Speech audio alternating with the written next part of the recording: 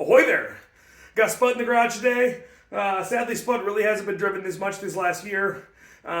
Just unfortunately needed a water pump and needed a lot of little work, and I just really haven't gotten around to doing it because I've had tons of other projects and stuff like that. But Spud's been the reliable one of the family. I've had this car for 4 years. It's been my first Tercel wagon that I've ever owned, and I want to keep it a lot longer. So it's time I get on working on it and get some stuff done. So got a water pump we're going to be throwing on Spud today. Going to be changing the oil on it and throwing my E30 bottle caps back on it. I left my summer tires on it through the winter because I wanted to have fun sliding around. And plus, I really don't drive this car too often in the wintertime. I pretty much save the winter driving for Thunder Bucket.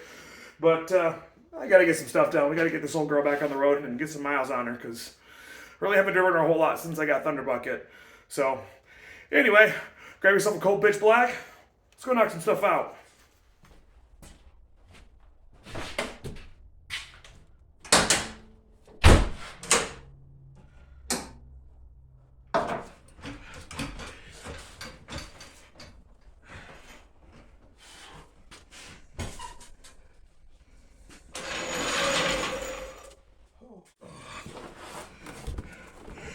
My little skid plate here is doing wonderful.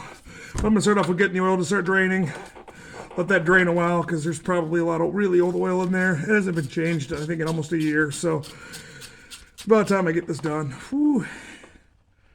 Look how nasty that looks. Blech. Poor Spud. Oh, while that's draining, I'll go get this oil filter off. Then we'll start working on the water pump. Okay, now that we got the oil taken care of, I got another drain bucket down there, and I'm going to go ahead and try to catch all the coolant. There are two ways to drain the coolant on this thing, and you want to make sure you use both. There's a petcock valve on the bottom of the radiator, and then there's one over here on the side of the engine block. You'll see it's kind of right down over there. This is a 10mm wrench, or a 10mm socket, and you start draining that, and there's a little hole inside of there that will allow the coolant to start draining through the head, or out of the cylinder head.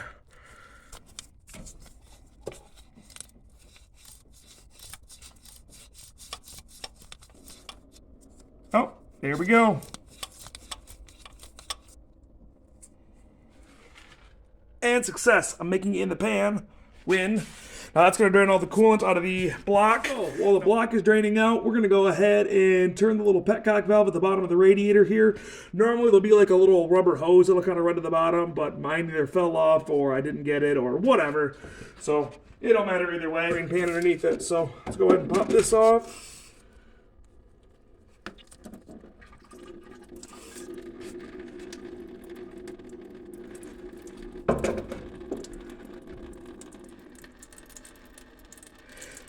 One eternity later.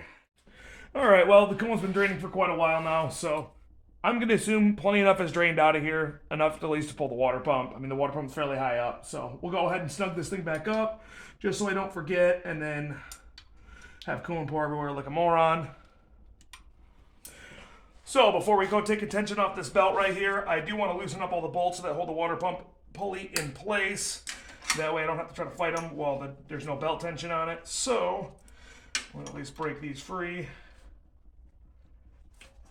They shouldn't be on there very tight. They're a really small bolt. I think they're like an M6 thread or something tiny like that. Next, I'll get tension off this alternator. And I'll slip this belt off the water pump completely. I'm going to just blob it down there. I'll go ahead and pull these bolts out by hand. Should be loose enough, at least theoretically.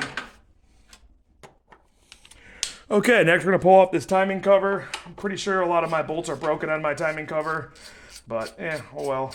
There is a seal that's supposed to be between here and the timing cover. It just keeps dirt and debris out, which will protect your seals from wearing out early, your cam and crank seals. So I'd recommend making sure you've got it on there. If you don't, I'd recommend purchasing one. They're only a few dollars in Rock Auto.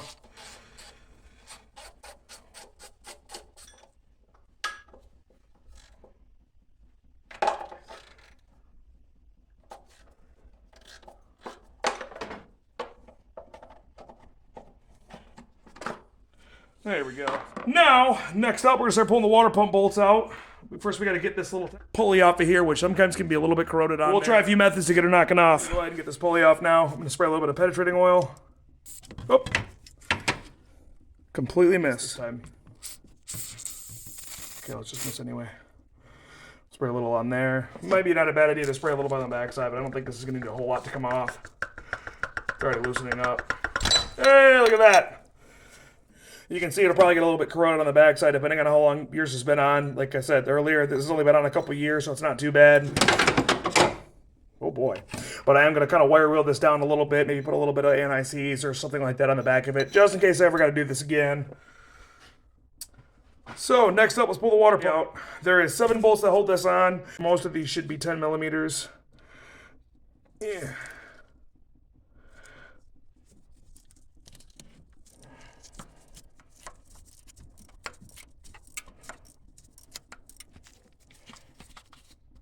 Ooh, these bolts are not looking good. Aluminum and steel rust together like loose powder on here. So we're going to clean these up in a wire wheel before we throw them back in. Maybe spray a little bit of stuff on them to keep them looking pretty and nice. But that's really not good. Through the power of internet magic, I am Captain Planet. No, that's not how that works. Alright, last bolt. Boy, all these bolts are in terrible condition. Next up should be the water pump coming out. Yay, there's still some coolant in there.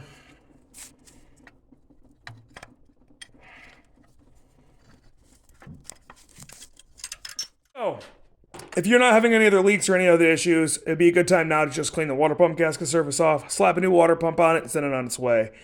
That was initially my plan, but I think I should probably go ahead and do some extra steps, show you guys how to fully replace everything that's in relation to the water pump. There is a pipe that kind of runs along the back of here, and then this little piece right there that has a crossover pipe right inside of here. So we're going to go ahead and pull that off and change all the O-rings, all the gaskets, the whole 9 yards. So in order to do this, I need to pull the upper and lower radiator hoses off. So let's go do that real quick. They're also going to be 12 millimeters.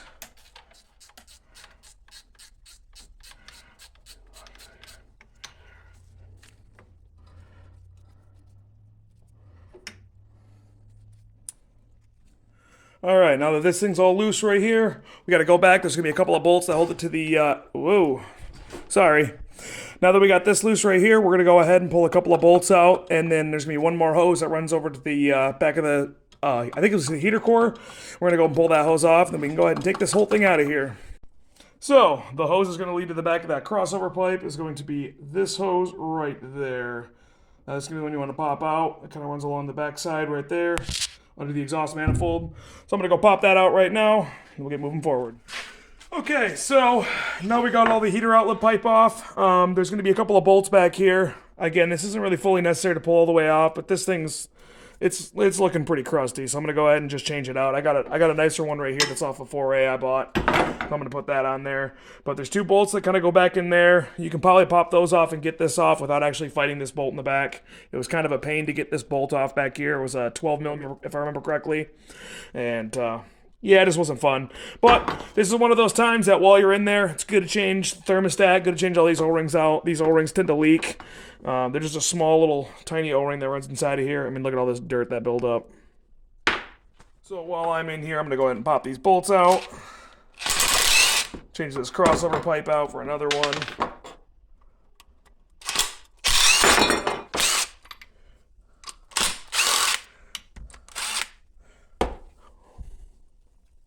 Pop this thermostat housing out.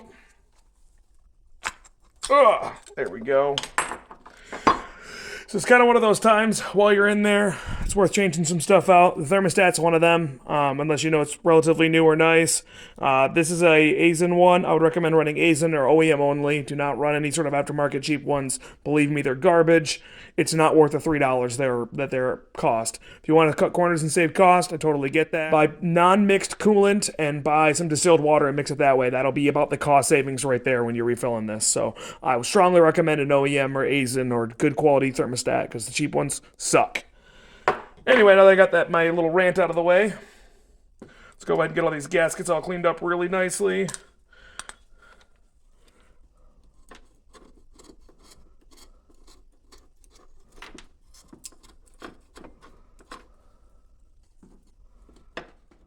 All right, so here's all my stuff. everything's cleaned up.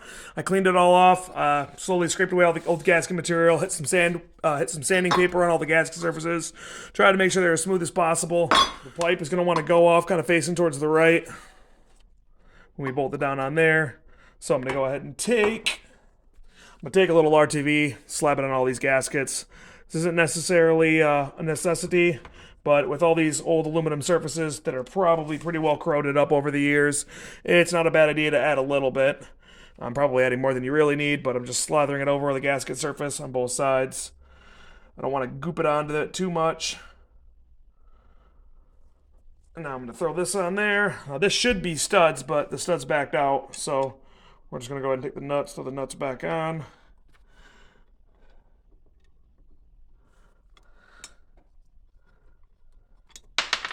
Trying to blow.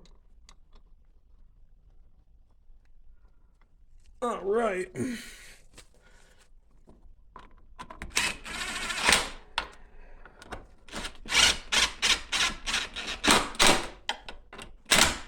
There we go. There's one. So the water pump's going to be sitting inside the engine about like this. So we're going to put the thermostat back on right now. There's going to be a little check valve in the inside right there. We're going to make sure that that's facing upright. You want to make sure you get that up every time. Okay, we want this to be going this way. Right, yep.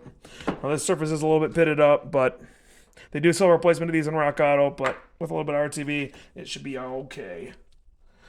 Make sure there's no adhesive sticker on this one, and there's not. Go ahead and get this all slabbed up. Get a good layer of RTV on this. We want to make sure that that little valve is facing up.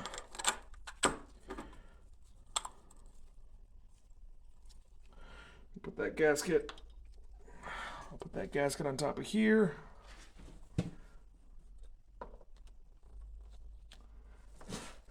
That little check valve is facing upright. Then we'll go ahead and slide that in place and throw the nuts back on it.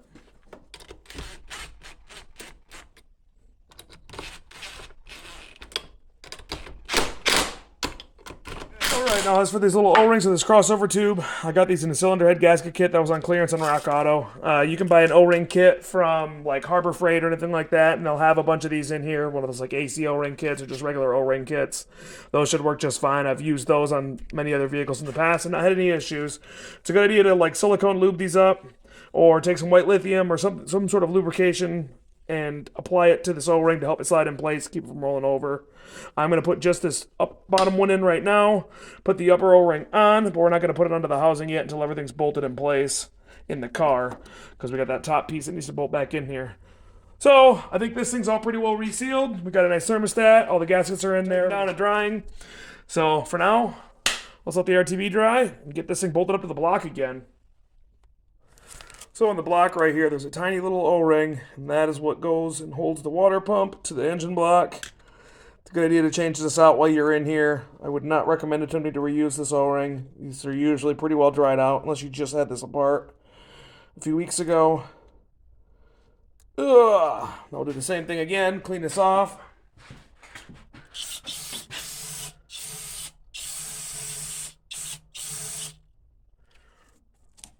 So same thing again, I got a bit of silicone lube on there. We're going to go ahead and slide this in place, roll it into its housing, and voila. I've seen people use RTV on these before. I personally have not, and have not had any issues with leaking, but might not be a terrible idea. Pump housing looks. But for now, let's go ahead and slap the water pump back in. Okay, so I'm not going to throw the water pump on here just yet until I get it laid back in here. Mostly for the fact that I don't think I can fit everything inside of here with this piece in the way. Oh, I might have been able to, but wasn't worth the risk either way. Okay, let's take this water pump, slide it behind the timing belt. I got the gasket kind of RTV'd onto the actual water pump itself.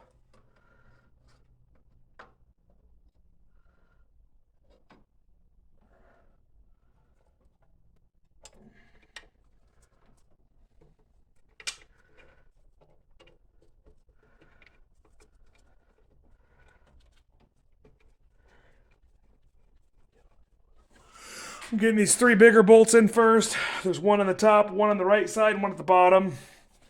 Those are kind of the ones that hold the actual housing in place. Just kidding, we're dropping one.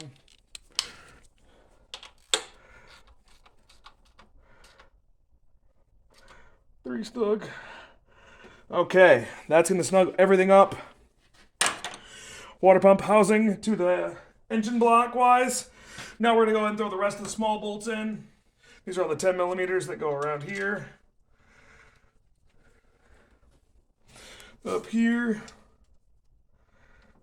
Down over there, above the tensioner.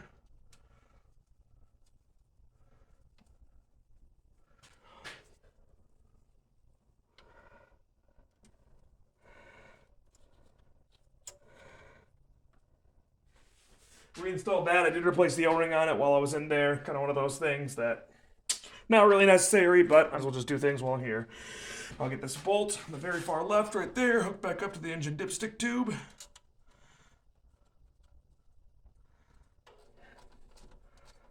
Again, I can't help but think a cordless ratchet would be really nice right now. Now we'll go ahead and throw the timing cover back on.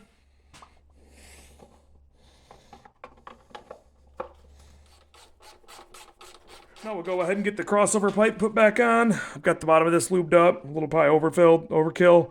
I'm really liberal with my RTV on this one, but we're gonna go ahead and drop it on there. Get her all in her home. Now we'll go ahead and put these bolts back in.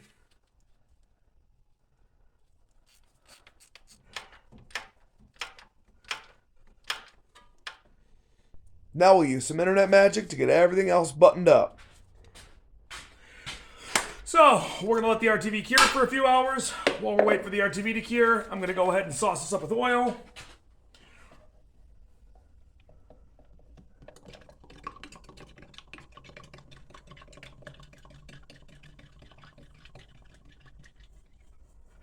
All right, well, I got the wheels all done. I got the car sitting fairly level right now, jacked up front and rear. I'm going to crawl underneath it and check the trans fluid.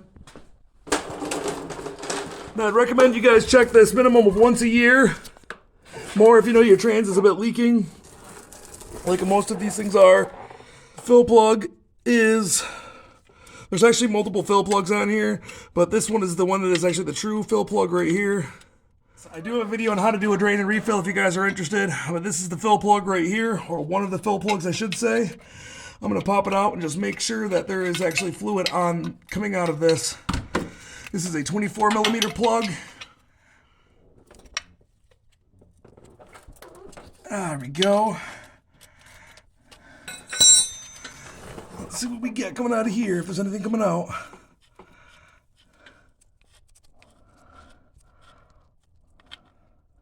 Well, a little bit, so we're pretty good. That's about what we want. I probably overfilled it last time. If you don't see anything dripping out, I would definitely recommend getting a gear oil pump and pumping it up. These transmissions are not easy to find if you do burn it up, and I would feel really bad if anybody were to kill one of these cars and have to scrap it over something like that. Okay, so summer tires are back on. We know it's not leaking any gear oil. Well, I mean, I know it's leaking gear oil. We know it's full at least. Belts are all on. I got the petcock valve down there done. The valve on the side of the engine's done. I got the the heater core hoses all hooked back up. Radiator hoses are all hooked up. Everything should be ready to go ahead and fill it with coolant. Pressure test it, look for leaks, and if all's good, we'll take it for a rip. So let's go do that right now.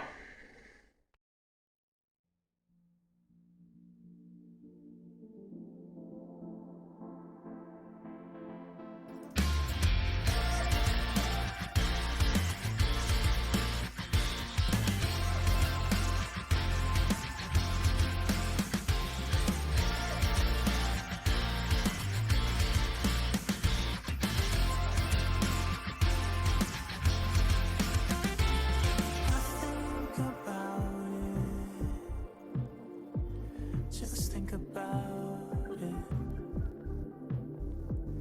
I cry sometimes. Nothing to do about it.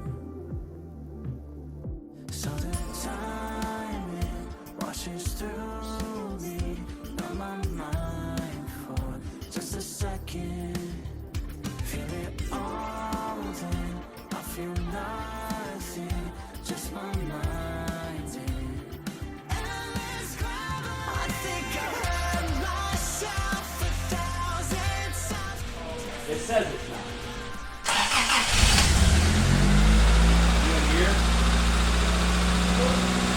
It might roll a little I bit. would say it's just that much. This tire actually is there. It's flat.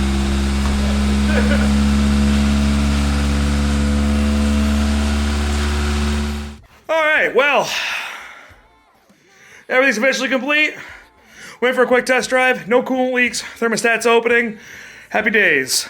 Got the Canadian 245 in here. A quick did an oil change on that because it's been a while since I changed oil on that old girl too.